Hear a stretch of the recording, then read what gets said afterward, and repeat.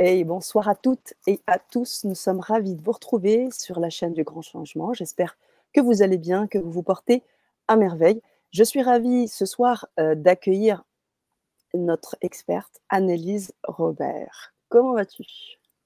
Ça va bien, bonsoir Sana et bonsoir à toutes et à tous. Merci beaucoup de m'accueillir sur la chaîne en tant qu'intervenante. Et oui, en tant qu'intervenante et intervenante expert sur le thème de l'hypersensibilité, une thématique qui t'anime depuis maintenant de nombreuses années. Tu as créé toute une communauté, un groupe, une chaîne YouTube, des gens qui te suivent de ci, de là, et puis des personnes aussi que tu accompagnes. On va rentrer dans le sujet progressivement. On salue également les personnes qui sont déjà là, présentes dans le chat et qui nous disent trop hâte. Génial. La team des hypersensibles, vous êtes là. On est là. là. Fabienne également Deslandes qui est avec nous. Laetitia du Super. Defend Bonsoir Laetitia. également.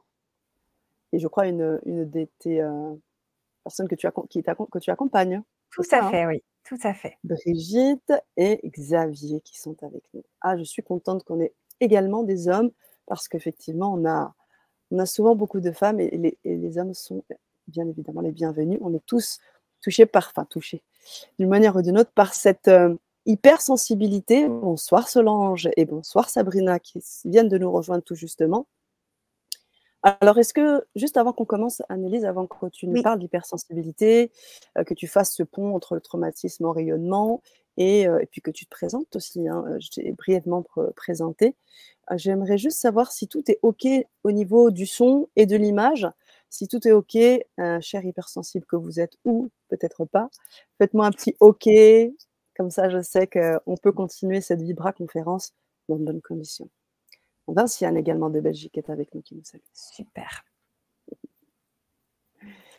Alors, bien sûr, lors de cette Vibra conférence, vous allez pouvoir poser vos questions à Annelise. C'est une chance parce que tu vas pouvoir y répondre en live et ça va être super intéressant. Pour les personnes qui nous suivent en replay, bien évidemment, vous pouvez aussi contacter Annelise, même si vous voyez cette conférence en différé. Là, j'ai plein de OK. Ben, merci pour votre réactivité, les amis. Merci pour cette belle communauté. Merci, merci, merci. Alors, Annelise, est-ce Oui. que tu peux un petit peu nous parler de toi et comment tu en es venue aussi à cette expertise, en fait, autour de l'hypersensibilité? Tout à fait. Merci beaucoup Sana pour tout ça déjà. Alors je suis ravie d'être là avec vous parce qu'on va parler hypersensible et bien sûr les sensibles sont les bienvenus aussi, hein, on n'exclut personne. Mmh. Ça c'est important. Et j'en suis venue, en fait, j'étais éducatrice spécialisée en Suisse et puis j'ai eu envie vraiment de m'occuper des personnes au cas par cas, un à un, parce que c'est plutôt ma force d'avoir pas des groupes de personnes, mais plutôt une personne à la fois. Et j'ai eu envie de créer mon métier. Donc j'ai créé la thérapie pour hypersensibles et au fil des années, je me suis formée en TIPI, donc c'est de la régulation émotionnelle pour libérer les peurs, les angoisses, les phobies et tout et tout. Et puis en DEMOCA, la déprogrammation par les mouvements oculaires, kinesthésiques et auditifs. Donc ce sont des thérapies qui se font par téléphone et vidéo. Et la DEMOCA, c'est une thérapie qui ressemble à l'EMDR et aussi l'hypnose et l'EFT. Et c'est vraiment une thérapie très très intense et forte. Et je fais aussi du coaching pour hypersensibles. Donc l'expertise est venue au fil des années en accompagnant de plus en plus de personnes. Là, je suis bientôt à 1000 personnes accompagnées. Et voilà, c'est comme ça que j'ai créé toute cette expertise. Merci beaucoup, Annelise. Merci pour cette présentation. Et c'est vrai que peut-être que cette volonté d'aller aider, accompagner ces personnes hypersensibles, parce que déjà, toi, tu l'étais et que du coup, tu avais peut-être envie de te connaître un peu plus. Comment ça Tout s'est à fait. passé ouais. Oui, merci. Merci Sana. En fait, c'est que d'abord, je l'étais, puis je comprenais pas comment je fonctionnais, pourquoi je réagissais comme ça. J'étais à fleur de peau, au bord des larmes et tout ça. Puis je me suis dit, en fait, il y a peut-être des choses qui vont pas totalement. Donc j'ai fait pas mal de thérapie. Je suis passionnée de thérapie depuis que je suis adolescente. Donc j'ai lu plein de livres, etc. là-dessus. Et je me suis dit, il y a sûrement des choses. Ok, je suis hypersensible, mais peut-être qu'il y a des perturbations émotionnelles, des choses qui font que on se sent pas bien. Peut-être vous qui nous écoutez, vous vous dites, c'est bizarre ça. À chaque fois, je réagis pareil. Je réagis super fort, ou bien je pleure dès qu'on me dit ça, ou bien je sursaute quand je suis pas bien, ou quand quelqu'un me dit quelque chose. Et vous vous dites, OK, je suis très sensible, mais il y a peut-être derrière des choses à régler, à réguler pour que enfin on puisse profiter de cette hypersensibilité qui est belle, de ces gouttes de pluie qui tombent sur notre peau, c'est tout doux, ça sent bon la pluie, la terre et cetera, de ces couchers de soleil, de ces levées de soleil, de toutes ces belles choses, sans souffrir en fait d'hypersensibilité et être éponge émotionnelle. J'en discutais avec un client ce matin, il me disait: «Voilà, si un tel va pas bien, moi je vais pas bien», et cetera. Donc vraiment de prendre les émotions des gens et voilà, donc c'est un peu comme ça que j'en suis venue à me dire: «Il faut que j'aide les hypersensibles à aller vraiment mieux» parce que, ben, il y en a beaucoup qui souffrent profondément. Merci beaucoup, ouais. Merci beaucoup Annelise. Alors, on on parle de l'expérience, mais on parle aussi de, la formation, la pratique, le côté un peu scientifique. Tu nous as parlé de la méthode, Tipeee. Tu nous as également parlé de la démoca, de la déprogrammation par les mouvements oculaires kinesthésiques et auditifs, qui sont des techniques, reconnues maintenant. Est-ce que, celles-ci, ont permis vraiment encore d'ancrer un peu plus ta pratique? Comment ça s'est passé? Oui, tout à fait. Alors en fait, j'ai vraiment, travaillé plusieurs fois dans ces méthodes pour essayer de comprendre comment ça fonctionnait. Donc j'en ai pratiqué sur moi, j'ai échangé des séances et puis j'ai pratiqué sur les personnes pour voir comment ça libérait et comment il y avait des choses, à libérer. Que les choses en fait, c'est pas parce qu'une personne veut aller bien que d'un coup c'est bon, ça passe. Il y aura des choses, des valises à sortir, à rendre, de la loyauté familiale, beaucoup de choses. Et en général, les personnes qui viennent me voir, c'est des personnes qui ont essayé beaucoup de thérapies et qui s'en sortent pas, qui n'y arrivent pas, qui se disent: «Je comprends pas pourquoi ça bloque» et alors elles arrivent et on débloque des choses. Merci beaucoup Annelise. Alors, merci pour ces précisions, ça permet aussi de mettre le contexte, comment tu en es venue, Mmh. à là, en fait, hein, et pourquoi ce soir, tu vas aussi nous parler, des choses assez, fortes et puissantes. On va parler hypersensibilité, puis des traumas aussi, du trau tu titrais la conférence du traumatisme au rayonnement. Tu vas nous Oui, expliquer un peu tout ça, j'imagine? oui, tout à fait, je vais rentrer à fond dans la conférence. Alors, en fait, il y a beaucoup de personnes, si vous êtes concernés, dites-le nous dans le chat, qui vivent dans un état vraiment pas cool. C'est-à-dire qu'ils sursautent au moindre, bruit, ils font des cauchemars, ils ont des flashbacks, ils ont des peurs, ils savent pas d'où ça vient. Ils sont pourtant heureux dans leur vie ou plutôt ils ont les conditions pour être heureuses, mais ça passe pas. Il y a des blocages, tu vois? C'est genre: «J'ai tout pour être heureuse, mais je comprends pas qu'est-ce que j'ai qui fait que ça marche pas?» Et donc ces personnes-là, elles se disent: «Mais qu'est-ce que j'ai? Pourquoi j'ai tous ces symptômes?» Même parfois des douleurs physiques, des fatigues chroniques, des maladies aussi qui peuvent se déclencher ou des personnes qui ferment aussi au niveau, visuel, auditif, sensitif parce que c'est trop.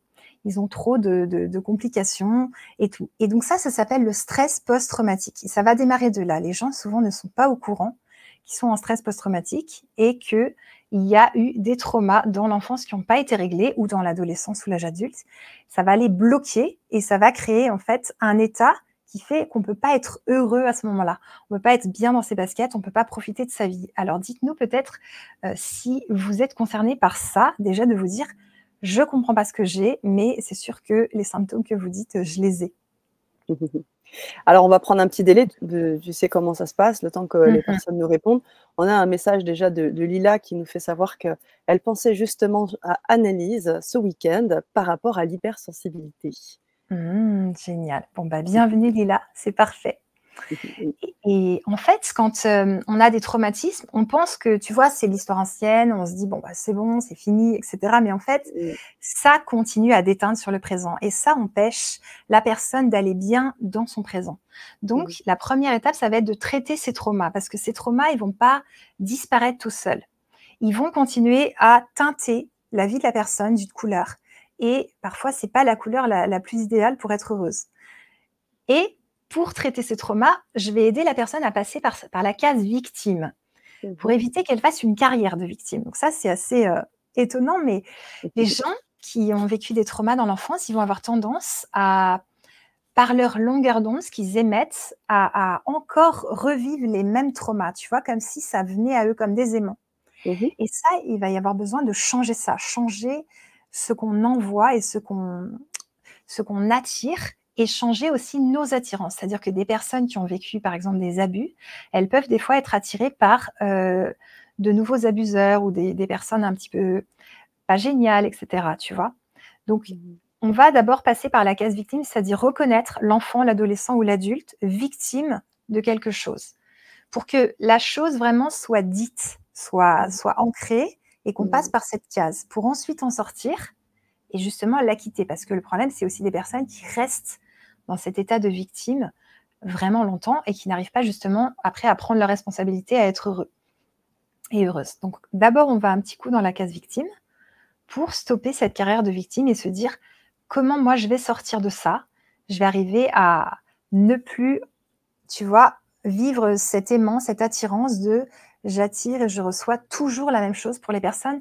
Vous pouvez Mmh. nous dire aussi si vous avez l'impression que c'est toujours pareil.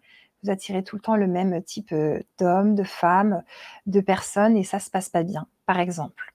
Est-ce que ça, ce serait aussi un critère de l'hypersensibilité? D'être toujours, Alors, d'un hypersensible qui n'a pas réglé ses traumas, ah d'accord, très bien. Merci de tu vois? remettre les choses en ordre. Mm, OK. mm, mm. OK, parce que là, je le vois un peu dans le chat, on a Oui, Vinciane qui me dit: «Important d'aborder l'état de sidération également dans le cadre des traumas». tout à fait, merci. Mmh. Merci beaucoup. En effet, donc en fait, quand on vit un trauma, il y a plusieurs choses. Le corps va se défendre pour survivre. Il va pouvoir se dissocier. Donc ça veut dire que vous, vous êtes là, vous vivez le trauma et votre esprit, votre conscience monte. Donc vous n'êtes plus dans le corps. Donc ça va vous permettre de moins souffrir. Et puis la sidération aussi, la personne, elle bouge plus. Donc elle fait la morte. Elle fait ce qu'elle peut pour survivre. Et parfois, c'est aussi un acte d'autodéfense. C'est-à-dire que être sidéré, pour un enfant, pour un adulte, parfois, c'est la solution pour survivre, tu vois? Mmh. On pense tout le temps que l'autodéfense, on va en parler par la suite, l'autodéfense, c'est se défendre, c'est dire stop, c'est dire non, mais parfois, c'est choisir de survivre de cette façon parce que là, c'est le plus malin dans cette situation face à cet agresseur-là qui est armé ou face à cet agresseur-là qui a, un problème psychiatrique, tu vois? Et qui n'hésitera pas à aller trop loin. Heu, Mmh. voilà. Donc, si je reviens à ce que j'expliquais avant, on va vivre en état de stress post-traumatique dans une réalité parallèle. Tu Mmh. vois, nos proches qui ne sont pas dans ça vont dire: «Bah, mais qu'est-ce que tu as? Pourquoi tu profites pas de ce spectacle?» Et vous, vous êtes tout le temps en train de vous retourner parce que vous avez l'impression que la personne de derrière vous colle ou peut-être elle veut fouiller dans votre sac. Tu vois, les gens vont être dans quelque chose qui est plus du tout la réalité, mais Mmh. eux, leur cerveau, il est resté bloqué avec, les sensations physiques et les émotions du traumatisme. Donc le Mmh. cerveau, il croit vraiment qu'il va mourir ou qu'il est en danger de mort, tu vois, lors d'un abus ou lors d'une catastrophe ou même quand on voit, son frère être agressé par, sa mère ou son père, quand on voit des violences, même si nous-mêmes on les subit pas directement.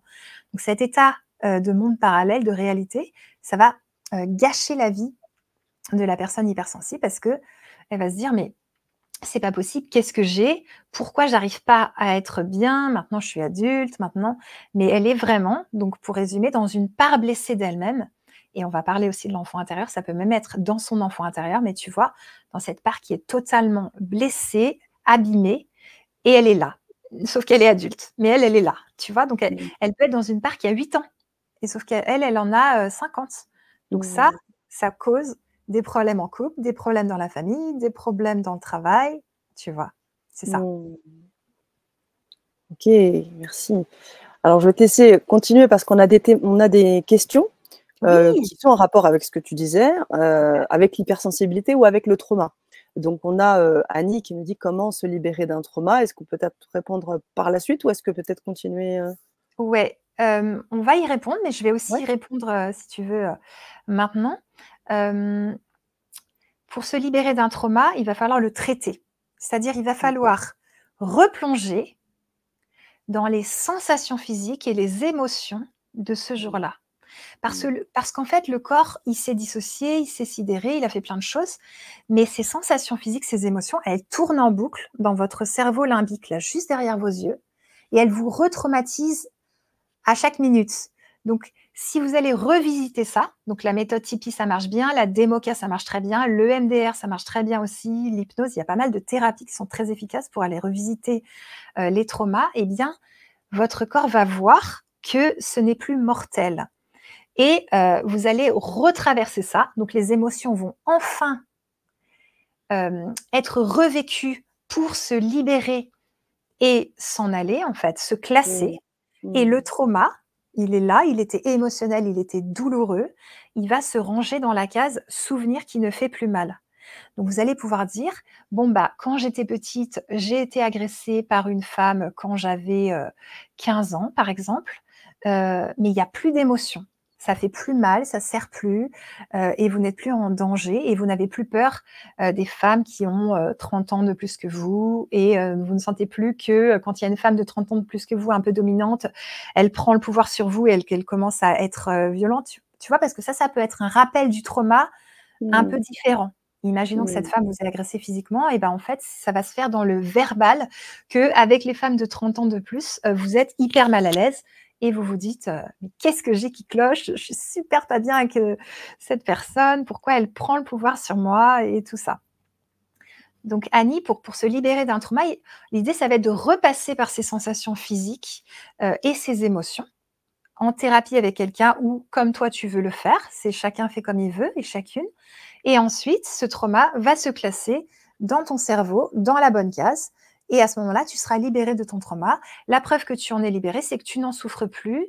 Il ressurgit pas sur des situations parallèles de ta vie, tu vois. Mmh. Et tu sens que tu peux en parler sans drame, sans tristesse, sans émotion. Et puis, quand quelque chose de similaire arrive, tu te sens bien pour gérer ça en tant qu'adulte et non pas en tant que petite fille ou petit garçon blessé, qui panique totalement et qui se retrouve, dans le même état que lors du trauma. Mmh. Merci Annelise. Merci Mmh. pour Annie. Je t'en prie. Super. Je continue ou on prend Oui, on continue, on continue, on continue. d'accord, ça marche. OK. Donc ensuite, il y a différents parcours pour se libérer d'un traumatisme, puisque Mmh. l'objectif, c'est ensuite que vous rayonnez en tant que belle hypersensible et tout ça. Ça va être, par exemple, il y a la case autodéfense qui va être intéressante. Parce que, quand on ne sait pas se défendre, même si, on reste dans son cocon, on côtoie personne, il faudra bien y aller à un moment dehors et Mmh. quand on ne prend pas sa place, on ne pose pas ses limites, c'est compliqué de ne pas revivre, des moments difficiles avec les autres. Parce que l'idée, c'est que vous preniez votre place. Parce que si vous ne vous asseyez pas sur votre place, les autres vont s'y asseoir. C'est pas méchant, c'est juste qu'il y a plus de place pour eux, donc pourquoi pas? Tu vois? C'est comme dans le métro. Mmh. Si Mmh. tu t'assois les jambes bien écart, tranquille, posé, tranquille. Voilà, il y a un monsieur qui arrive, lui, il a l'habitude de prendre sa place. Il s'assoit, mais il voit que toi, tu prends ta place. Il sent l'énergie. OK, cette personne prend sa place. C'est peut-être pas elle que je vais embêter. Peut-être je vais lui demander l'heure, voilà, si j'ai envie de savoir l'heure, mais c'est peut-être pas elle que je vais commencer à embêter. Par contre, une personne qui est là, les jambes croisées, les bras croisés, donc synonyme vraiment, tu vois, de repli sur soi, de genre, je veux pas prendre de place, parce que les femmes ont été élevées comme ça, tu vois? On s'assoit sur une fesse pour prendre moins de place, faut être comme ci, faut être comme ça, et cetera, tu vois? Et ben, Mmh. ça va faire que l'autre, il arrive 90 du langage, c'est non verbal. Donc l'autodéfense, tout ce dont on parle, là, on parle d'énergie, en fait, ça passe par le non verbal. Donc on commence là-dessus.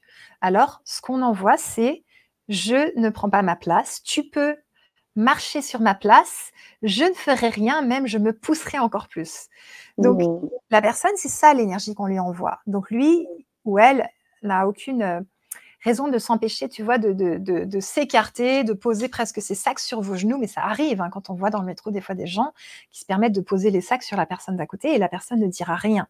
Mmh. Donc l'idée, c'est vraiment de commencer à vous dire: «OK, là, je vais prendre ma place et je vais m'asseoir en prenant la place dont j'ai besoin. Je ne piétine pas la place des autres, mais par contre, je m'installe confortablement». Tu vois un peu comment ça peut être, Sana? Oui, Mmh. tout à fait, oui, bien sûr et c'est vrai que, beh, on a souvent besoin d'être, aussi accompagné pour pouvoir le faire parce que Oui. c'est pas évident de se rendre compte et c'est vrai que ce travail sur le passage à la conscience, c'est une chose, c'est une étape et puis après passer à l'action, c'est encore autre chose. Mmh. Complètement. Merci. Et exactement et donc en autodéfense, prendre sa place, c'est super, mais d'abord la dynamique, de départ, ça va être de faire confiance à son ressenti.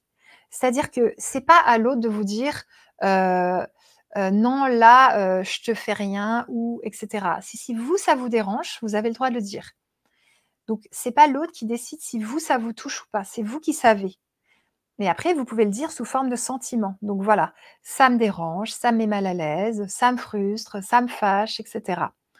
Donc, osez faire confiance en vos ressentis.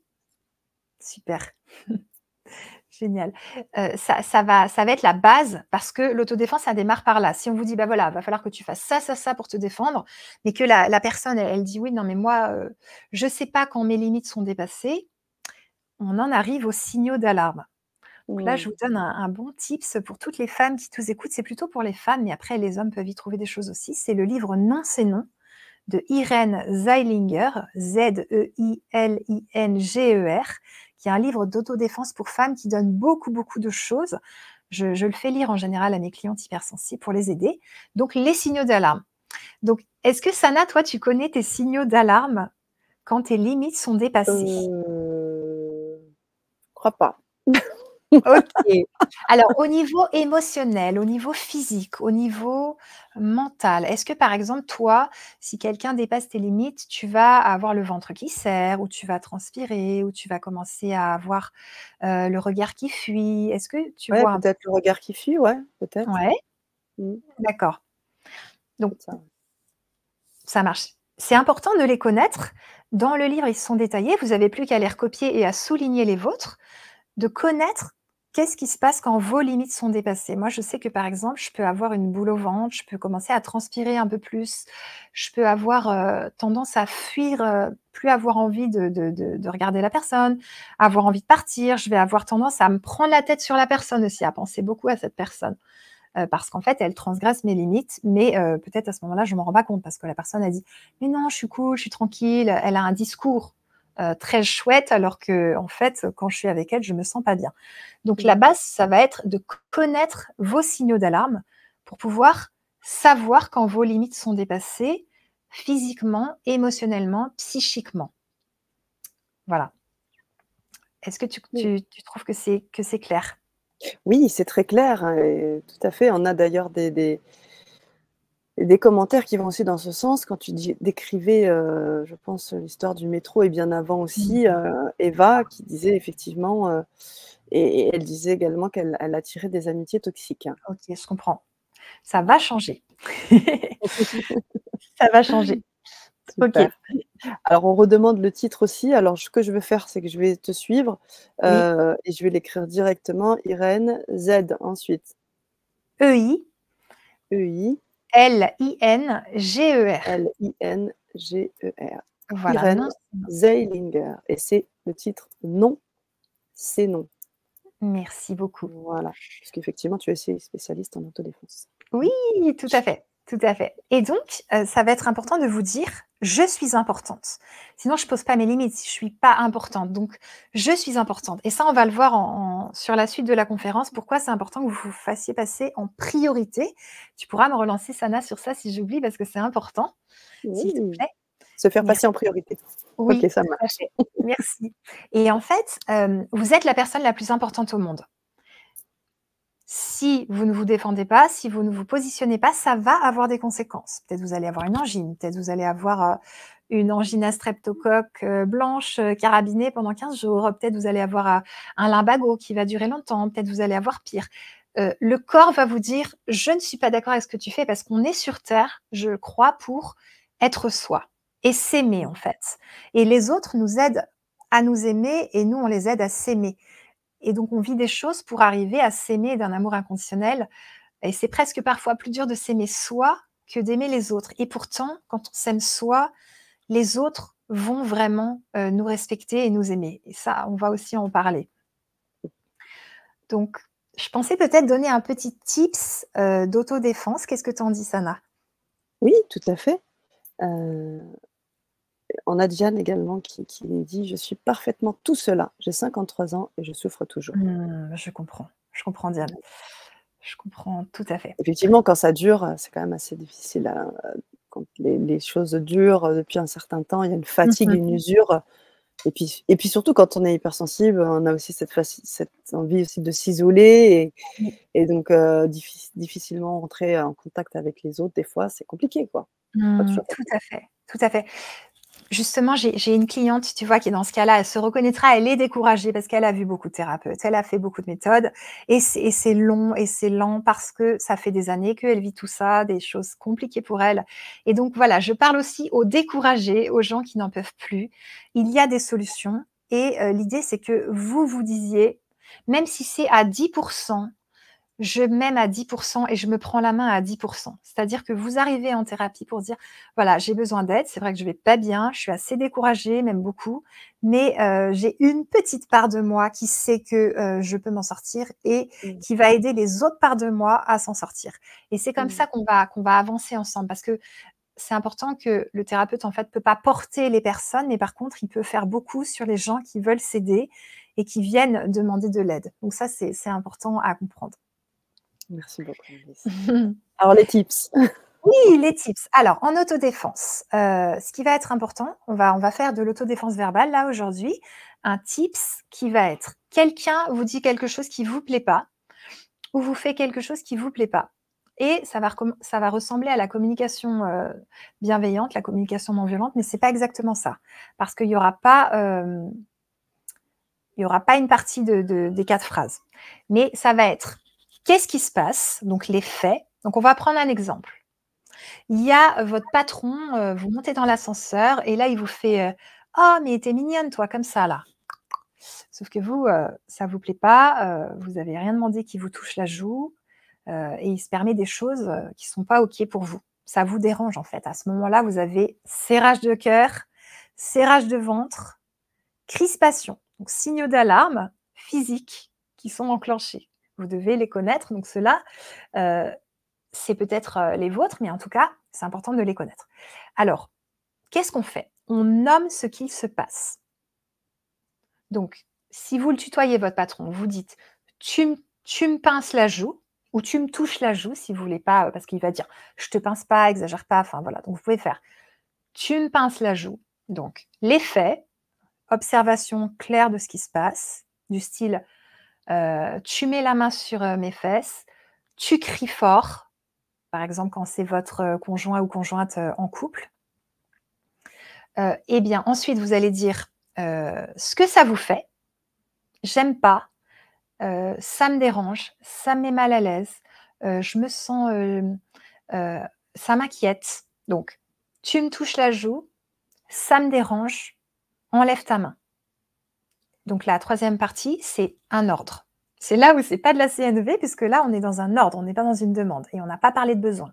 Donc je répète, les faits, ce que ça me fait et ce que je veux, un ordre. Et si, par exemple, la personne, elle continue et vous dites: «Bah, voilà, je vais dans une autre pièce et on parlera plus tard». Ou bien, vous enlevez la main, par exemple, de la zone, que la personne touche, que vous ne voulez pas. Vous n'attendez pas que la personne, agisse et s'arrête. Vous-même, vous faites. Ça, c'est important de ne pas subir le truc, mais quand c'est possible, bien sûr. Donc, en gros, ça donne: «Tu me touches la joue, ça me dérange, enlève ta main» et vous l'enlevez sa main.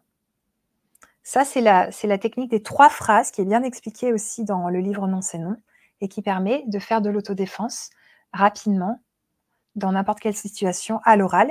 Mais voilà, vous verrez que dans le livre, il y a pas mal de choses expliquées. Il y a des personnes avec qui il vaut mieux fuir, d'autres avec qui il vaut mieux faire de la désescalade, donc il vaut mieux calmer les choses. Par exemple, quelqu'un qui pète les plombs par, pétage de plomb, tu vois? Quelqu'un qui en a trop sur le cœur, il vaut mieux pas dire ça. Par contre, il vaut mieux le calmer et ensuite vous direz: «Par contre, moi, la dernière fois, tu as vraiment été très, énervé. Moi, ça me convient pas qu'on dialogue comme ça, donc il faut qu'on en reparle». Puis la personne va dire: «Oui, en effet, j'ai complètement pété les plombs. Je suis sur les nerfs en ce moment». Ça, c'est un exemple où il faut pas faire ça, mais dans une autre, situation, si c'est une personne qui vous manque de respect par domination, c'est-à-dire les hommes sur les femmes, les personnes, valides sur les personnes en situation de handicap et cetera, là, on fait les 3 phrases. Je sais pas si c'est Waouh! clair? Merci, merci. Si, si, bien sûr. Merci Mmh. pour ces tips, précieux. Parce que c'est vrai que quand on est comme ça, on a surtout quand on est aussi hypersensible, il y a plein de choses qui se passent à ce moment-là et on n'a pas Oui. forcément la lucidité de faire toutes ces choses. Donc, le fait déjà d'avoir des phrases simples On peut aussi s'entraîner, avec les copines, avec les amis, pour pouvoir avoir l'habitude de Oui, faire ça peut-être? Oui? Puis je sais pas si complètement. tu apprends à faire ça aussi de ton côté, auprès de tes clientes, je crois? Oui, tout à fait, auprès des personnes, ouais, Mmh. en séance et en accompagnement, on fait tout ça, on fait des entraînements aussi et c'est important que vous puissiez même comprendre que ça peut se faire avec un proche que vous aimez, qui peut-être à ce moment-là se rend pas compte de ce qui se passe. Donc vous pouvez dire de façon très douce aussi. Mmh. L'autodéfense, c'est pas que, monter le ton et cetera. Ça, parfois, plus c'est doux et ferme, plus c'est fort aussi et de toute Mmh. façon, rappelez-vous bien que c'est 90 de votre langage, c'est non verbal, donc c'est ce que vous allez dégager qui va faire votre autodéfense et ensuite, les 10 ça sera la suite. Mais quand vous dégagez quelque chose qui est, en gros, moi, je prends ma place, je n'empiète pas sur la tienne, je te respecte, tu me respectes, et là, c'est mon espace, laisse-moi tranquille. Vous allez sentir que les gens abusent beaucoup moins de vous. Mais prenons l'exemple en couple. Vous sentez que, voilà, votre partenaire monte le ton, mais ça lui arrive pas souvent et il s'en rend pas compte à ce moment-là. C'est pas quelqu'un de violent. Et là, vraiment, je précise, hein, parce que je pense que quelqu'un de violent, il lui faudra beaucoup de temps pour changer et si vous êtes en couple, ça peut être usant aussi de subir la violence de quelqu'un, donc là, je suis vraiment pas dans ce sujet-là. Je serais plutôt dans le conseil de vous mettre en sécurité et en sûreté. Mais par rapport à quelqu'un qui montrait le ton et que vous aimez et vous comprenez pas trop, peut-être parce qu'il s'emballe ou parce qu'il va pas bien ou et cetera, vous pouvez lui dire, par exemple, vous pouvez lui dire, «Patrick, tu parles un peu fort, heu, ça me fait un peu, mal dans les oreilles. Est-ce que tu pourrais parler plus doucement?» Ou là, c'est pas vraiment un ordre, ça va redevenir un petit peu de la communication non violente, tu vois? Ça va être, «Est-ce qu'on parle un peu plus doucement, ça te dit?»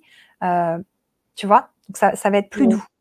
Mmh. Un peu tempérer quoi, tempérer un peu le Complètement, le c'est à vous discours. de sentir.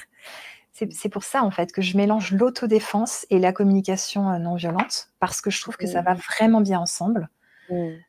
Parce que faire de la CNV avec quelqu'un qui a un comportement violent, au quotidien, c'est pas très efficace et faire de Mmh. l'autodéfense avec, la personne que vous aimez ou vos parents, ça va pas non plus parce qu'ils vont se sentir agressés, tu vois? Mmh. Je comprends. Je Voilà. comprends tout à fait. Mais oui, bien sûr, après il faut y mettre quand même les formes.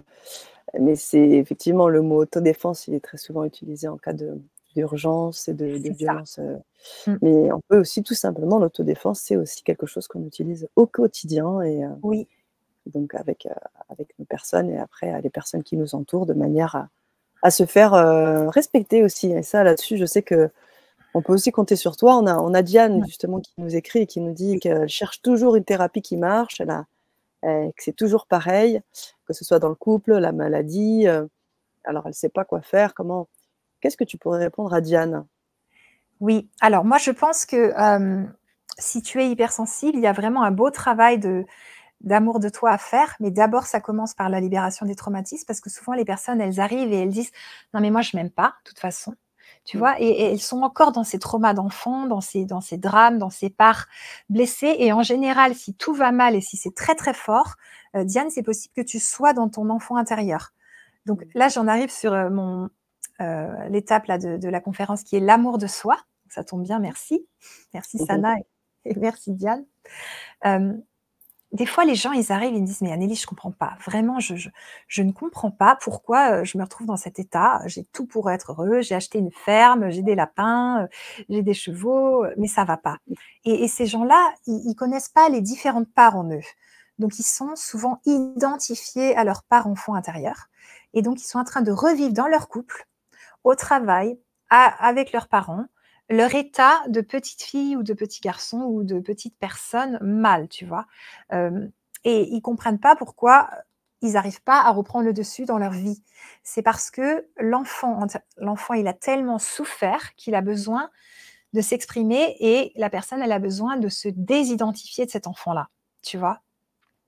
Pour pouvoir vivre sa part adulte et pour pouvoir devenir le self, celui qui englobe toutes les parts, celui qui s'occupe de tout le monde. Mmh. En gros, c'est le papa et la maman. Tu vois de quoi je parle, Sana? Oui, tout à fait, tout à fait, tout à fait. C'est intéressant de voir ça parce que très souvent, on n'en a pas conscience en fait, hein. pense que tant qu'on n'a pas expérimenté ça, on n'a pas conscience qu'on s'identifie à notre part et très souvent même, les personnes aussi peuvent nous identifier à cette part-là. Quand une Mmh. personne est, par exemple, très souvent colérique, on va dire: «Mais c'est attention, c'est une personne colérique». Alors Mmh. qu'en fait, peut-être que tout simplement, il y a une part d'elle qui crie, cette colère et qu'il y en a bien d'autres, en elle, qui sont, d'un autre ordre. Mais oui, tout à fait. Dites-vous que quand c'est vraiment fort, c'est compliqué, si votre vie va bien, c'est souvent l'enfant intérieur qui vient crier ou une part blessée, adolescente ou jeune adulte ou tu vois? Quelque chose qui bloque en fait et c'est souvent là-dessus qu'on va commencer par travailler. Donc on va aller libérer tout ça et ensuite la Mmh. personne, elle va commencer à sortir la tête de l'eau, à y voir plus clair et à se dire: «Waouh, OK, ça commence à aller mieux. Dis donc je commence à moins, avoir des problèmes au boulot, à mieux me positionner. Dis donc je suis moins le souffre-douleur». Parce que les hypersensibles, les hauts potentiels, on est bien placés pour être souffre-douleur au travail. Moi, je l'ai aussi été parce que je mettais les pieds dans le plat, je disais tout ce qui n'allait pas, tu vois, en tant qu'éduc, j'allais voir, mes collègues éduc, j'étais stagiaire, je leur disais: «Mais pourquoi, vous tapez cet enfant? C'est inadmissible, il est placé, il n'a pas à être tapé». Parce que la personne, elle donnait des petits coups de règle. Moi, j'étais outrée parce que j'étais jeune, parce que et je le suis toujours. Seulement, c'est pas comme ça qu'on fait au travail. Mais nous, les hauts potentiels, les hypersensibles, on a tendance à dire les 4 vérités aux gens, à dire quand ça nous choque, à ne pas supporter l'injustice, la violence et tout. Après, attention, on a aussi des parts violentes, nous aussi on monte le ton, nous aussi on a des mots de travers, on fait aussi des erreurs et on peut aussi avoir de la violence en nous et l'exprimer sur les autres. Donc, on n'est pas tout rose non plus. Seulement, je pense qu'on a besoin d'apprendre à vivre dans le monde des gens normaux, tu vois, les normaux pensants, comme dirait Christelle Petit-Colin, que vous pouvez aussi suivre et lire les livres parce qu'elle vous aidera beaucoup. Mmh. Euh, parce que, bah, là, tiens, j'ai perdu mon fil, là, dis donc. Les normaux-pensants. Ouais, les normaux pensants, ouais, on ne sait pas vivre, merci. Mmh. On ne sait pas vivre, en fait, correctement. Donc, enfin, comme eux voudraient. Donc, on met les pieds dans le plat et ça nous crée des problèmes. Ce qui fait que souvent, on souffre beaucoup. Et à un moment, quand vous allez régler vos traumas d'enfance et arrêter de revivre tout ça, vous allez vous rendre compte que, oh là là, j'ai moins de problèmes avec mes collègues. Parce que les collègues, problème collègue égale fratrie. Problème patron égale parent. Tu vois, il y a des choses aussi qui se rejouent. Au travail, Mmh. on rejoue des choses de notre Mmh. famille. On passe notre temps dans une grande pièce de théâtre à rejouer des scènes de notre enfance. Plus vous rejouez les mêmes, plus ça veut dire que vos choses ne sont pas réglées.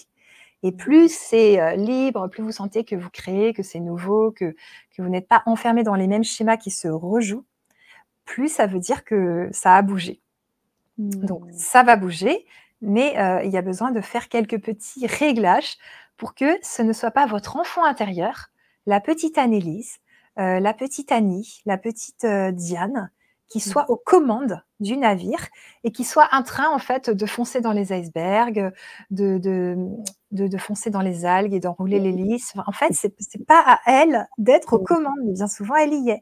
Donc c'est trash, ça ressemble à l'enfance quand ça a été trash. Ça va être les mêmes traumas un petit peu modifiés, tu vois? Vous allez vous sentir rejeté, vous allez vous sentir dépressif, vous allez vous sentir, seul, vous allez vous sentir abusé et souvent, c'est des revécus de l'enfance parce qu'encore une fois, je vous rappelle que vos sensations et vos émotions tournent en boucle en vous-même. C'est pas de votre faute, ça, faut le traiter parce que sinon, bah, déjà, c'est épuisant à vivre, vous goûtez pas au bonheur et deuxièmement, bah, c'est, comment dire? Très mauvais pour la santé. C'est-à-dire que votre corps, il est en état de d'hypervigilance, tu vois? De danger permanent, de stress post-traumatique et donc le système immunitaire, il souffre. Mmh. Je comprends et oui, en effet, Mmh. hein, ça peut, développer, des douleurs ensuite et puis, là, Diane nous parlait de fibromyalgie, mais on peut après déclencher tout un ensemble de choses, en cascade, j'imagine. Oui, c'est ça, Mmh. complètement. Donc c'est ce travail que je propose dans les accompagnements, tu vois? De se dire, «Qui est aux commandes? Allons Mmh. voir» et puis d'aller Mmh. soigner, guérir, prendre soin de cet enfant intérieur quand les gens sont prêts, parce qu'il y a aussi des gens qui ne le sont pas Mmh. et qui n'arrivent pas, en fait, à prendre cet Mmh. enfant intérieur. Soit il y a Mmh. trop de colère, soit il y a trop de haine, soit ils ont pas assez souffert, en mode, alors c'est pas qu'ils ont pas assez souffert, c'est que, ils ont trop mal et ils arrivent pas à se dissocier pour aller soigner une part d'eux. C'est-à-dire qu'ils ont trop besoin d'être réparés par les autres, et ce qui fait que comme eux-mêmes, en tant qu'adultes, ils arrivent pas à se réparer un petit peu, le thérapeute, à ce moment-là, il peut pas grand-chose, tu vois? Mmh. C'est Mmh. et ça, c'est triste parce que c'est un nœud, c'est-à-dire qu'eux-mêmes n'arrivent pas à se prendre un petit peu en main et le thérapeute, il peut pas faire son travail parce que, il peut pas porter l'autre et il peut pas faire à la place de la personne, tu vois? Donc Mmh. ça, des Mmh. fois, Mmh. c'est un peu des gens qui disent: «Bah, il va falloir cheminer encore un petit peu dans ces difficultés et quand, vous sentirez que vous êtes prête à vous aider, bah, revenez, heu, parce que là, c'est pas encore le moment», tu vois? Mmh. Mmh. Mmh. Mmh. Mmh. Il y en a pas beaucoup, Complètement. hein, c'est rare, hein, franchement. Mmh. Moi, j'en ai eu 2 ou Oui. 3. Ouais, Mmh. c'est Mmh. c'est Mmh. rare. Merci Annelise et c'est pour ça justement que tu es là aussi pour nous en parler, pour, Mmh. accompagner toutes ces personnes. J'aimerais savoir les personnes qui découvrent, Annelise Robert, mettez un petit 1 parce que vous allez avoir la possibilité de la connaître encore davantage. Parce que tu vas nous offrir, la possibilité d'aller, plus loin dans cette aventure, dans cette expérience, Mmh. d'épanouissement, de rayonnement pour aller mieux. Tu vas nous proposer, des packs, des propositions pour pouvoir, avoir accès déjà, tout de suite avec des audios, comprendre, se Mmh. faire de l'empathie. Tu vas aussi nous parler de pourquoi c'est important aussi de nous donner de l'empathie Oui. et puis de tester l'expérience, merci Emma pour la réponse. De tester aussi ces techniques dont tu parlais, de la démoca et également des Tipeee avec une première séance, possible, avec toi? Oui, tout à fait. Dans les packs, il y a 3 packs et dans le pack, 1, il y a une régulation émotionnelle par enregistrée, en fait. Donc ça va vous permettre vous-même de pouvoir, vivre ça en l'écoutant et après dans le D'accord. pack 2 et le pack 3, il va y avoir une séance de démoca. Là, ça va être directement en vidéo avec moi où vous allez pouvoir traiter déjà enfin, on va commencer par le début, c'est-à-dire on va commencer par l'arbre généalogique et aller voir si vous êtes à la bonne place dans votre famille. Parce que ce qui est très intéressant, la créatrice de la démoca, Pascale Chavance, est vraiment passionnante et là, elle est en train justement de me former. J'ai cette chance de prendre la suite, avec, une autre personne qui s'appelle Caroline Pierisnard. On va pouvoir, devenir formatrice démoca pour prendre la suite de Pascale Chavance et former les praticiennes et les praticiens en démoca et les futurs formateurs aussi. Donc ça, c'est cool et elle explique, Pascale Chavance, que la culpabilité est très destructrice. Donc, même si vous n'en avez pas conscience, s'il y a eu des fausses couches ou des avortements autour de votre naissance, ou après un frère ou une sœur ou n'importe où, ça va créer des choses. C'est-à-dire que vous pouvez, par exemple, ne pas prendre la première place dans votre vie, ne pas oser être vous-même et rayonner de tout votre être parce que inconsciemment, bah, votre petite sœur avant vous, il y a eu un avortement, donc elle n'a pas eu le droit de vivre et il y a une culpabilité inconsciente. Ou bien, votre petit frère avant vous, il y a eu une fausse couche, il n'a pas pu vivre, tu vois? C'est pas pareil, mais pareil. Ça va quand même entraîner la même conséquence, il y a une culpabilité inconsciente. Donc on va commencer par regarder ça et j'ai des gens, ils me disent: «Moi, j'arrivais toujours deuxième dans tous mes examens, impossible d'être premier. Parce qu'en fait, le premier, c'était, pour cette personne-là, c'était sa petite sœur et sa petite sœur, elle était morte très, très jeune, elle était morte genre à 3-4 mois de vie, tu vois? Et Mmh. donc cette Mmh. personne, il m'avait dit, quand, ma petite sœur est montée au ciel, c'est comme si j'avais perdu mes parents, l'affection de mes parents n'était plus la même et il a pas pu pendant toute sa vie être premier, comme s'il fallait pas qu'il prenne la place de cette petite fille, tu vois? Et Mmh. peut-être là on a travaillé ensemble, on va peut-être continuer, ça va pouvoir se débloquer qu'il puisse aussi, tu vois, se donner la première place et tout. Donc cette Mmh. première séance, elle va être forte, il y aura votre thème que vous avez choisi et il y aura, déjà un premier beau nettoyage et hem, libération de ça, tu vois? De choses qu'on croirait pas, qui pourtant font du mal. Ou les jumeaux aussi, les jumeaux perdus. Mmh. Oui, tu travailles aussi, Mmh. avec cette notion du jumeau perdu? Oui. Ouais? D'accord, Mmh mh. OK. Merci. Alors et en effet, vous pouvez donc cliquer maintenant sur les liens que je vous ai le lien que je vous ai donné et vous allez pouvoir choisir aussi, votre pack et prendre, aussi celui qui vous convient le mieux par rapport aux questions, à la problématique, à ce que vous voulez vraiment débloquer, hein. Déjà, je vous invite vraiment à vous pencher dessus et vous allez pouvoir, vous inscrire. Vous aurez directement le contact d'Annelise et vous serez directement, en lien avec elle pour pouvoir, faire cette séance, cet accompagnement, ce qui sera le mieux pour vous. On avait une question Oui, un petit peu plus haut, de notre chère Lynn. Elle aimerait qu'on puisse, parler des hauts parce qu'on parle de hypersensibilité et trauma, mais des hauts potentiels, oui. hem et de la précocité et les traumas. Alors est-ce que tu fais ce lien-là ou est-ce que parce que du coup la question est pas vraiment claire. Est-ce qu'on parle Oui. vraiment que de cela ou est-ce qu'on fait le lien avec Mmh. le trauma? Est-ce que tu peux en dire un petit mot peut-être? Oui, tout à fait. Alors, dans le monde des hypersensibles, il y a les hauts potentiels, les autistes Asperger, toutes les personnes qui se sentent différentes de la population générale, tu vois? Haut Mmh potentiel, ça parle pas beaucoup encore, mais si on mh. veut donner les 2 critères, des personnes comme ça va être, des personnes qui ont une pensée en arborescence, donc qui pensent dans tous les sens, donc c'est post-it partout, tu vois? Ça part vraiment, on a des idées, des idées, des idées, ça ne s'arrête jamais, c'est fatigant. Ça va être vraiment, bah: «Ah, je pourrais faire ça et si je fais ça et ça et ça» et donc voilà, vous êtes, comme une mappemonde d'idées et donc la vie est bien remplie. Ça va être le premier critère. C'est pas donc une pensée, tu vois, linéaire, comme ça, bon, bah, là, je vais faire ça, là, je fais une conférence, donc je pense qu'à la conférence. Après, je vais manger, tu vois? Non, non, là, je suis déjà en train de penser à 1000 trucs en même temps, donc des fois, je perds mon fil et j'essaie de me concentrer. Voilà et et ensuite, le deuxième critère, ça va être l'affectif. Les hauts potentiels, ils teintent tout d'affectif, donc tout est affectif et c'est pour ça que des fois, bah, on souffre parce qu'on met de l'affectif dans tout, donc dans l'administratif, si la personne au bout du fil n'est pas très sympa, tu vois, par exemple, tu appelles l'eau pour, avoir un renseignement et puis la dame, elle est pas spécialement cool, toi tu essayes de l'être, elle l'est pas trop, tu raccroches, tu es pas très bien. Il suffit qu'il y ait 2 autres ou 3 autres trucs dans ta journée pour qu'après ça soit, voilà, le soir, tu es pas bien, tu es un peu triste, et après, si ça s'enchaîne, Mmh eh mh. bien, ça peut être l'effondrement émotionnel. Alors ça, voilà, on en fait, pas tant que ça, mais ça arrive, donc pas d'affolement. Il y a des gens, c'est des crises de colère, d'autres, c'est des effondrements émotionnels. Donc ça donne quoi? Ça donne qu'un détail va déclencher, des larmes et une forte réaction. Donc là, on pourrait aussi parler des gardiens, mais je vais pas faire une conférence, trop longue non plus. Hem, c'est en gros, ça va déclencher quelque chose de très, très fort et moi, ça m'arrive d'en faire, assez rarement, mais j'en ai fait un il y a pas longtemps. L'état va être, je vais dans mon lit, je ne fais plus rien ne m'intéresse et j'ai plus du tout envie, de rien, tu vois? Donc là, je sais que je suis dans une part enfant et je sais que, c'est pas du tout le détail qui est la cause du truc. C'est qu'il y Mmh. avait un débordement. Donc j'ai saturé, il y a eu la grosse semaine, il y a eu beaucoup de clients, il y a eu beaucoup de choses à faire, tout ce milieu stimulant pour les hypersensibles parce que nous, on voit plus que la moyenne.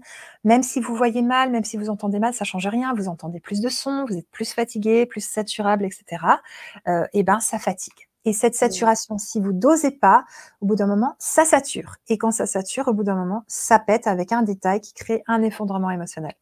Donc je dirais Mmh. que, tu vois, ça, c'est un peu les choses connues et ça, c'est pas pour moi quelque chose d'anormal, c'est quelque chose qui permet en fait après de vider un petit peu ce qui avait besoin de s'évacuer Mmh mh. et de repartir après en général, après la personne elle va mieux, tu vois? Mmh mh, Donc mmh mh. après, attention, il faut prendre soin des proches qui vivent ça et de pouvoir, les accompagner aussi, leur dire: «C'est normal, c'est pas lié à toi. Là voilà, j'ai eu une grosse semaine, ça sort, maintenant j'ai besoin de pleurer, ça me fait du bien» et de bien prendre la responsabilité de vos émotions. Et sur ça, je peux envoyer vers une vidéo qui est vraiment cool que Oui, j'ai créée. tout à fait. Super. Donc ça s'appelle «Je suis responsable de mes émotions». Vous tapez ça avec Annelise Robert sur YouTube et ça va vraiment vous aider à bien prendre votre responsabilité et à ne pas prendre les émotions des autres, en responsabilité. OK, merci. Merci beaucoup Annelise. Alors, Mmh. est-ce qu'on peut très bien quand même se sentir hein, je lis le message d'Emma et on peut très bien se sentir, dans l'affect très souvent sans être forcément au potentiel? Est-ce qu'il y aurait j'imagine que là tu as pas donné tous les critères parce qu'il s'agit juste de répondre brièvement parce que c'est pas forcément on n'est pas forcément sur ce thème-là. On pourra faire une Oui, conférence sur les hauts potentiels, mais, est-ce qu'on aurait d'autres critères qui pourraient, aider peut-être bah, Lynn, ou peut-être qu'elle du haut pourrait peut-être poser potentiel? une question? Oui, de la précocité. Peut-être Lynn, vous pourriez reposer une question plus claire? Parce que parler de cela, on pourrait, mais poser Ouais. une question, comme ça, on pourra répondre, plus clairement Mmh. et plus é de manière plus étayée. Oui? Ouais, alors en fait, il y a quand même des différences. Tu vois, par exemple, il y a beaucoup de hauts potentiels qui, vont travailler dans les matières en tant qu'enfants avec les profs qu'ils aiment bien et quand ils aiment pas le prof, ils font rien. Il y Mmh. en a qui vont être très forts dans des matières et d'autres pas du tout. Tu vois? Mmh. Certaines matières, ils seront pas forts du tout. Mmh. Et puis tu as aussi, certains enfants qui excellent dans tout, mais c'est un peu le cliché du surdoué et c'est pas spécialement toujours comme ça qu'ils sont vraiment, tu vois? Et tu as Mmh. des spectres, tu as des, comment dire? Des grades, enfin pas des grades, tu as des, Ouais, des strates, des ouais, un des strates. éventail. Ouais, c'est-à-dire que tu peux être hypersensible et pas au potentiel. Quand tu es au potentiel, tu es souvent hypersensible, mais parfois non, ça peut arriver. Et Mmh. puis tu peux être plus ou moins, voilà, c'est ça, plus ou moins hypersensible, plus ou moins au potentiel. Et l'idée, c'est de bien vivre avec ça, tu vois? Mais Bien souvent, sûr. les hauts ouais, les hauts potentiels, ils ont des complexes. Ils se disent: «Je suis pas doué dans tout, donc j'en suis pas vraiment un, j'ai pas fait de test et tout». Et je pense que c'est important de se dire: «Voilà, si j'ai les critères, c'est pas la peine de chercher plus loin». Heu, oui, à la télé, on vous montre, l'enfant qui est surdoué, et qui répare des radiateurs à 5 ans, très bien, mais la majorité, ce sont des enfants qui ont du mal parfois à s'intégrer dans la récré, qui parlent parfois un petit peu comme des livres, alors, ils sont un peu rejetés. C'est pas toujours, ou des fois ils sont dans des écoles aussi, spéciales. C'est pas toujours si simple et c'est pas toujours, le truc de spectacle, hein, l'enfant au Mmh. potentiel. Ça peut être un enfant Mmh. qui fait beaucoup de crises parce Mmh. qu'il a beaucoup d'émotions qu'il n'arrive pas à vivre, tu vois? Mmh. C'est Mais ça. oui, complètement. Puis il y a un espace alors je vais juste, mettre en évidence le message de Lynn qui dit: «Ce n'était pas une question, je voulais remercier Annelise d'en avoir parlé». Voilà, Je t'en prie, Lynn. peut-être parce qu'elle se sent aussi, concernée. Alors oui, il faut aussi faire, il y a un point qui est important aussi, hein, en tant qu'hypersensible, en tant Mmh. aussi que personne, qui a vécu des traumas, c'est la suradaptation. Ça, c'est la Oui. spécialité aussi des hypersensibles qui ne se connaissent pas ou qui se révèlent Mmh. après plus tard. On Ça, c'est vraiment une qualité, aussi est-ce que c'est une qualité d'ailleurs, la suradaptation? Je sais pas. Merci Sana.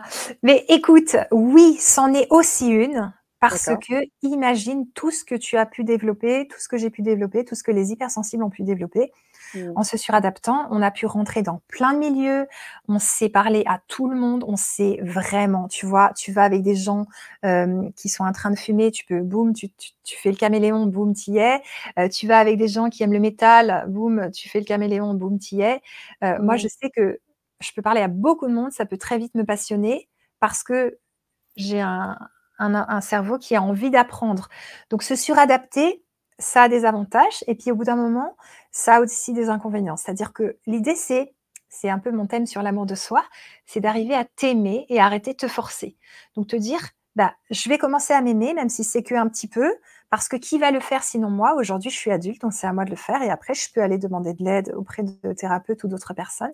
Donc je Mmh. commence par m'aimer et en m'aimant, les autres vont m'aimer parce que les autres vont me traiter comme je me traite. Ça, c'est magique, tu vois? Parce qu'on dit: «Bah, comment se faire des amis? Comment faire pour que ça aille bien au travail? Comment avoir un couple heureux?» Commence par toi-même, commence par le vivre avec toi et puis ça va Mmh. monter, ça va, tu vois, grimper, grimper. Mmh mh. Alors c'est sûr que pour ça, faut stopper les vieilles habitudes de suradaptation et arrêter de dire oui à tout. Arrêter de pas s'écouter, d'écraser ses besoins au fond de soi, de penser que oui, c'est une solution de faire comme ça. Non. Donc tout le temps se dire: «Qu'est-ce que je ressens? Est-ce que c'est OK pour moi? Est-ce que cette personne me parle, ça me va? Ou est-ce que là, je sens que c'est trop, elle est en train de me raconter trop de choses, ça me fatigue?» Oser le dire gentiment, peut-être pas quand l'autre est stimulé, mais lui dire dans un moment où il est calme: «Bah, écoute, tu sais, là, papa, quand tu m'as raconté tout ça, ça m'a fait un peu beaucoup». Hem, donc arriver à dire les choses au bon moment, tu vois? Parce Mmh. que quelqu'un qui se suradapte peut aussi péter à des moments. Mmh. Ça clash quoi, tu vois? C'est Ouais. trop et donc à ce moment-là, il va, bah, tu vois, se mettre à pleurer. Moi, ça m'est souvent arrivé dans ma famille, c'était trop et ou alors, d'autres personnes vont exploser, vont s'énerver. Donc ça a des conséquences qui sont pas toujours, Mmh. les plus agréables. Bien Donc sûr. changer ses habitudes de suradaptation, je vais vous inviter à le faire et ça se travaille, tu vois? On change ce mental qui a fait des choses toute sa vie et maintenant l'idée, c'est que ça bouge. Donc c'est au Mmh. jour le jour. Toi, tu as des tips pour faire ça, Sana? Bah, oui, parce que moi, en fait, j'ai vraiment eu, l'occasion d'avoir aussi, et une aide aussi de ta part. Donc du coup, j'ai quand même appris à prendre, soin de mes besoins, de savoir Mmh. où ils sont, avec, plein de techniques que tu m'as appris et puis, de savoir où j'en suis à chaque fois, et puis, d'être capable aussi de pas, forcément être dans la culpabilité, hein. Je voyais, Diane qui en parlait aussi et au Mmh. contraire, avoir la juste place et comme ça gagner en confiance et gagner en amour de soi, gagner aussi en énergie parce que du coup, bah, je perds moins d'énergie alors, Oui. c'est plutôt cool. Parce que là, je disais aussi Vinciane qui dit: «C'est cela qui est super fatigant et qui fait qu'on est KO après». C'est ça, qu'on est KO et puis est-ce que ça peut créer les effondrements émotionnels? Est-ce que ça peut créer les burn-out aussi? C'est Mais ça ma question. tout à Ouais. fait, merci Sana. C'est exactement ça. J'ai plusieurs clientes, qui sont en burn-out et qui en sortent gentiment, tu vois? Mmh. Et se suradapter, ça crée tout à fait les burn-out parce que la personne, elle sait plus faire autrement. Donc même quand elle est à l'arrêt, elle continue à être, au service des autres, à se sacrifier pour les autres, à se faire passer en dernier. Donc Mmh. j'en arrive à cette étape de la conférence où je vais vous inviter à prendre votre place et pour ça, ça va demander d'être authentique. Donc on Mmh. va enlever les masques et c'est pas facile parce que on va déplaire. Et oui, on n'est plus la personne qui dit oui à tout, l'hypersensible empathe qui écoute tout le monde, la bonne psy gratuite, l'ami qu'on appelle, jour et nuit et jour, la sœur, le frère et cetera, tu vois? Donc il y a des choses qui vont bouger, on va oser, oser déplaire, oser être soi, oser se montrer tel qu'on est, différent mais puissant et c'est pas incompatible. Donc Mmh. l'idée, ça va être que vous vous disiez: «Bah, OK, je suis différente et c'est OK pour moi. J'ai pas besoin d'être, comme tout le monde pour être aimée et maintenant je suis adulte. Je suis plus en train de quémander de l'amour. Je ne suis plus une enfant, une petite fille en danger de manque d'amour. Je peux m'apporter cet amour à moi» et tu vois, sortir de ça, comprendre qu'on n'est plus en train de survivre là, on n'a plus besoin de l'amour de papa et maman pour survivre parce qu'on est des adultes, ça va permettre aux personnes d'arrêter de tout faire pour les autres. Et c'est la clé de belles relations en famille, au travail et en couple et en amitié. Ça va être justement d'oser être soi et d'oser s'affirmer plutôt que de faire tout ce que veut votre compagnon, votre compagne ou votre partenaire. Parce que à ce moment-là, il va pas pouvoir vous respecter si vous-même vous vous respectez pas et que vous faites tout pour lui plaire. Parce que on dit un objet de désir ou quelqu'un qu'on désire, c'est quelqu'un qui à certains moments nous dit non, qui à certains moments euh, met le truc un peu inaccessible, tu vois. Mmh. Sinon, on ne peut pas vouloir que, tu vois, sentir quelque chose qui se poursuive si soi-même on se respecte pas. Je me suis un peu Mmh. embrouillée, mais j'ai essayé de. Non, mais on a bien compris, on a bien compris, puis on a beaucoup d'hypersensibles qui se reconnaissent et qui commentent, donc qui font le lien très facilement avec ce que tu dis. Je confirme, second burn-out, pour moi, j'ai dû en passer par là, me dit Vinciane, pour comprendre, Ah ouais, fixer mes limites et enfin penser à moi. super, Et puis bravo. Emma qui voudrait en savoir un petit peu plus sur l'amour de soi, elle dit que sûrement que, tu en as parlé beaucoup pendant Oui. cette conférence. C'est aussi ce qui t'anime pour accompagner les Mmh, mmh, personnes, mmh. chaque jour parce que le dire, c'est cool, mais après il Mmh. va falloir pouvoir l'acter et là-dessus, bah, Oui. je sais qu'on peut compter sur toi, en tout cas. Oui, c'est sûr que je suis la thérapeute, qui va aider les personnes à acter, peut-être par mon petit côté, bélier fonceur. Je vais pas mal répéter aux personnes et j'ai plus de 400 vidéos sur ma chaîne, dans le monde des hypersensibles où vous allez entendre et réentendre cet amour de vous parce qu'à un moment, c'est vous qui y allez, quoi. C'est vous qui vous dites: «Ça y est, j'ai décidé d'arrêter de m'abandonner. J'ai décidé d'arrêter de me laisser toute seule dans le noir. J'ai décidé d'arrêter de me faire subir les maltraitances que j'ai vécues dans mon enfance. C'est-à-dire que votre personne maltraitante, bien souvent maintenant, c'est vous-même. Vous vous faites revivre des choses que vous avez vécues dans l'enfance, donc vous vous dénigrez, vous vous critiquez, vous n'avez pas confiance en vous, vous faites votre auto-saboteuse, vous vous dites: «Mais de toute façon, j'ai pas de valeur, de toute façon, j'y arriverai pas, de toute façon, pourquoi moi, l'autre est mieux?» Tu vois? Et quelque part, on va continuer ce discours qu'on avait dans l'enfance, pas spécialement des Mmh. parents, tu vois? Ça peut être des professeurs, ça peut être, parfois les parents, ça peut être différentes personnes, mais de vous rendre compte que: «Mince alors, je suis en train de c'est encore la même chose, c'est du connu, c'est la zone de confort même si elle est inconfortable. Je refais la même chose, incroyable», tu Mmh. vois? Je me laisse seule et je me donne peu d'attention comme mes parents l'ont fait. Moi, j'ai une cliente, là, elle est géniale, elle évolue super bien et elle s'est rendue compte, mince, je m'ignore, je me laisse seule, je me fais passer en dernier, comme mes parents l'ont fait. J'étais un meuble pour eux, ben mince alors, sur certains plans, j'ai encore tendance à dire oui au partenaire alors que ça me va pas trop, à vouloir d'abord que ça soit lui qui décide avant moi, à ne pas écouter mon enfant intérieur alors que là, elle crie qu'elle est pas d'accord, à à accepter des miettes d'amour, alors que si vous acceptez des miettes, vous aurez des miettes. Mais en couple, on ne peut pas accepter des miettes. Un couple où vous acceptez des miettes, c'est un couple qui est bancal et qui va vraiment pas, tu vois. Donc, Mmh. vous avez des indices qui vous disent qu'il y a quelque chose qui bloque et qui cloche. Et c'est Oui. ça l'amour de soi, c'est comment je vais me respecter à 100%, me faire passer en priorité et m'aimer à 100%, Mmh. tu vois. C'est Waouh, ça l'amour de soi. waouh. Merci beaucoup Annelise. Alors, Mmh. j'ai gardé la petite, je ne sais pas si tu voulais continuer encore, si tu avais encore des choses à partager, mais j'avais juste à te rappeler qu'il fallait, se Oui. faire passer en premier. Alors Ah juste avant oui! qu'on parte sur ce sur ce dernier espace, j'aimerais juste vous rappeler les amis dans le lien que je vous ai donné pour que vous compreniez bien, vous allez pouvoir avoir accès au pack que propose Annelise, pour que vous Mmh. puissiez avoir accès à l'expérience, d'un accompagnement avec Annelise, enfin d'une séance, d'une première séance avec elle. Mais vous Mmh. allez aussi pouvoir, avant toute chose, vous avez envie d'avoir déjà des audios, peut-être nous dire ce qu'il en est. Dans le premier pack, vous allez avoir, 4 audios. Vous allez avoir une séance de régulation émotionnelle qui est déjà enregistrée. Vous allez pouvoir Mmh mh. vivre le cheminement d'une régulation émotionnelle. Tu vas peut-être, compléter, Annelise et puis Parfait. ensuite il y aura «J'ai besoin d'empathie» qui est la deuxième vidéo. La troisième vidéo qui est pour la période que nous vivons, 5 astuces pour mieux vivre et enfin le quatrième audio, «J'augmente l'amour de moi-même». Mmh Donc mh. ça c'est pour le 1er pack. Oui. Ensuite vous allez pouvoir avoir accès dans le deuxième pack à votre séance de démoca, votre première séance Mmh. de démoca en direct, en vidéo C'est ça. et voilà, donc là, vous allez pouvoir avoir cette séance plus les 3 audios que je vous ai, cités tout à l'heure, qui sont Mmh donnés en mh. bonus et enfin, vous allez avoir, pour le troisième pack, là, cette fois, vous avez une séance de régulation émotionnelle et donc enregistrée, j'imagine aussi, avec Oui. une séance de démoca. Plus les 3 bonus. Donc là, vous avez en fait, le un et le 2 Oui. enfin, cumulés, voilà, Mmh mh. Mmh pour mh. être plus clair.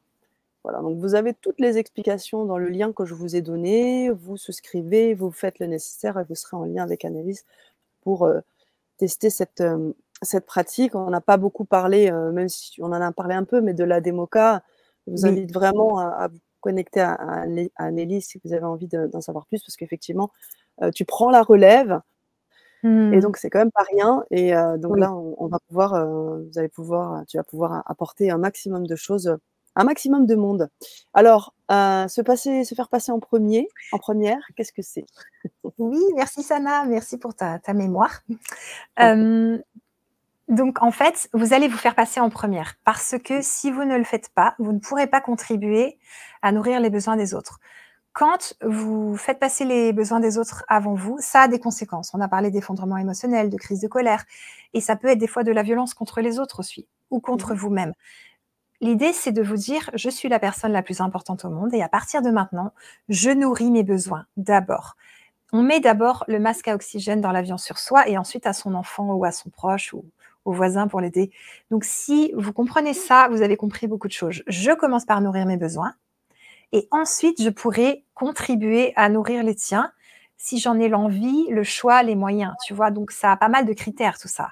C'est à Mmh. chacun de nourrir ses besoins. C'est pas à vous de nourrir les besoins de l'autre, c'est pas à vous de rendre heureux, votre partenaire de vie. Vous avez la responsabilité de vous occuper de vos enfants, mais vous avez pas à les rendre heureux. Ça, c'est leur âme à l'intérieur, tu vois? Par contre, vous avez à être heureuse. Ça, c'est votre responsabilité pour que vous soyez un déploiement, un rayonnement d'amour et de joie et de bonheur et que ça influence cet enfant parce qu'il se dit: «Bah, en fait, ma mère, elle est solide, elle est joyeuse, elle a plein d'amour à donner et je suis en sécurité avec elle». Parce que le premier besoin d'un enfant, c'est la sécurité, bien avant tout le reste et donc s'il est en sécurité, il va être heureux pour déployer son propre bonheur. Mais si vous vous fatiguez à essayer de le rendre heureux alors que vous-même, vous ne l'êtes pas, ça va être compliqué. Donc, Mmh. c'est important de remettre les responsabilités là où elles sont et de ne pas prendre en main des choses que vous n'avez pas apportées. Donc, vous n'êtes pas non plus responsable du bonheur de vos parents, quoi qu'ils puissent dire ou faire, de vos grands-parents, ni de vos enfants. Par contre, vous êtes là pour contribuer pour eux. Et d'abord, l'idée, ça va être de vous écouter pleinement dans tout l'amour intérieur qui grandit, parce que c'est ça, ce travail que je propose en accompagnement, c'est vraiment de développer l'amour de soi, pour après pouvoir aimer les autres et vivre une belle vie heureuse parce que c'est ce qu'on souhaite tous et toutes. Merci Mmh. beaucoup, Annelise. Je tenais juste à préciser dans les packs, on parle de séances sur Zoom, mais elles ne sont pas sur Zoom. Je crois que c'est sur un autre, vous êtes Oui, sur sur Zoom et mes d'autres, vous pouvez aussi le faire sur YouTube, enfin sur, StreamYard. Il y a plusieurs, façons de procéder, hein. Je pense à des oui, personnes aussi qui pourraient être, par exemple, malentendantes ou ce genre de choses. On peut aussi oui, adapter, le tout à fait. l'outil. C'est ça que je voulais dire. Tout à fait. On adaptera carrément l'outil et en général, ça se fera sur Facebook Messenger ou Skype Mmh. et après, à adapter si besoin. OK. Voilà. Voilà, c'est bien. Merci. Merci à toutes et à tous pour vos partages, pour vos présences. On était nombreux et nombreuses, Mmh. ce soir, donc je suis ravie d'avoir pu, partager ce moment de Vibra Conférence. On en aura d'autres avec Annelise. Si vous avez Mmh. des thématiques, allez-y maintenant dans le chat. Ah Écrivez-nous oui. les thématiques que vous aimeriez qu'Annelise Robert, mette en évidence sur le grand changement pour qu'elle puisse vous en parler dans un prochain temps. On va laisser, le mot de la fin à notre intervenante. Merci encore Annelise pour tout ça et puis je vous invite bien sûr à l'expérimenter, et à aller mieux pour mieux rayonner encore, et je vous souhaite le Mmh. meilleur. Merci, merci beaucoup Sana pour toute cette belle soirée et tout ton travail. Merci. Et merci à toutes et à tous. Merci Maria, merci à Annie, à toutes les personnes, à Laetitia, à Daniela, à Fanny, à tous les clients et les clientes que j'accompagne. Mmh. Et je vous souhaite vraiment le meilleur. Lâcher prise aussi, c'est pas facile hein, pour les hypersensibles. Là, je pourrais entamer des nouveaux thèmes, mais on verra ça plus tard. Aussi du fait qu'on travaille beaucoup, qu'on a tendance à être des machines de travail. Donc, je vous invite à lâcher un petit peu prise là, en cette rentrée de janvier-février, de pouvoir un petit peu souffler et vous dire je vais à mon rythme, j'écoute mes besoins, ce que je fais c'est déjà super et aimez-vous fort et puis on se retrouve très très bientôt en accompagnement et en conférence. Si. Merci beaucoup.